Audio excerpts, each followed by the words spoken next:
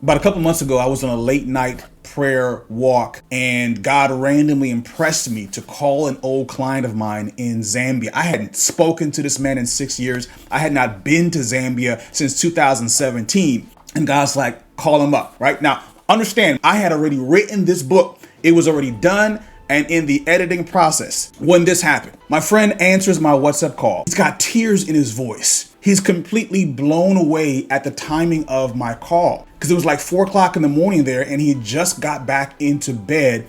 He was in utter despair. He felt like he was abandoned by God because dozens and dozens of his chickens had been getting sick and dropping dead over the past several days. He had a poultry business and they were prepping to have this very lucrative contract. Didn't matter how hard he prayed, what medications he tried, didn't matter what measures he or his workers took, the situation was just getting worse. After praying and asking him some questions, he told me that during a multi-day court trial that he was involved in earlier this year, a family member of his told him that if he wore the same shirt he had on that first day, if he wore it every day of the trial, he'd have success. Even though he had been praying for God's favor, he went ahead, kept the same shirt on all week, ends up losing the case, and he realizes that his family member was heavily involved in witchcraft. So he's like, well, maybe it was the t-shirt. It was some kind of a cursed object. So he goes ahead and burns it and thinks that's the end of that. Understand, I'm speaking to him and this is a direct download. I can't take credit for anything that's coming out of my mouth. So I asked him,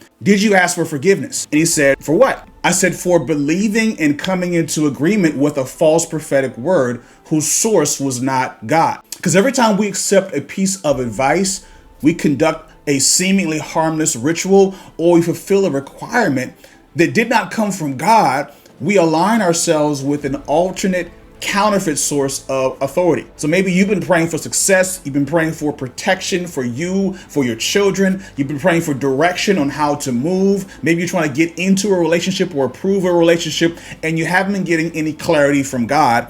And then here comes this word. Maybe somebody prophesies doom and destruction over you. I had a dream that you got into a car accident. Maybe you read a fortune cookie and it says something like, take another path home today and you'll get a pleasant reward. And so it seems silly, but you just go ahead and do what it says. Maybe somebody has a good prophecy for you. You've got luck with you today. You should go buy a lottery ticket right now. Isaiah 8:19-20 says that whenever you get any type of word, check it with the source, check it with God. If it doesn't line up with scripture, there's no light in it. You need to reject it. You need to renounce it. You need to keep it moving. When my friend and I prayed and he repented for unknowingly coming into agreement with the enemy, a week later, he texts me and says not a single bird had even gotten sick, far less died since the time that we had prayed together.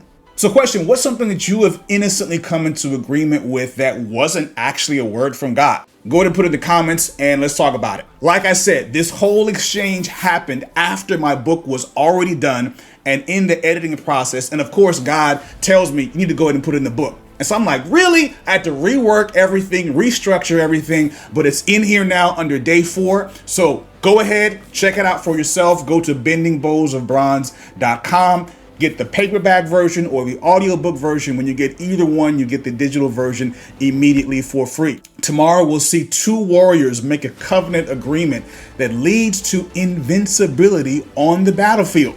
Real talk. See you tomorrow.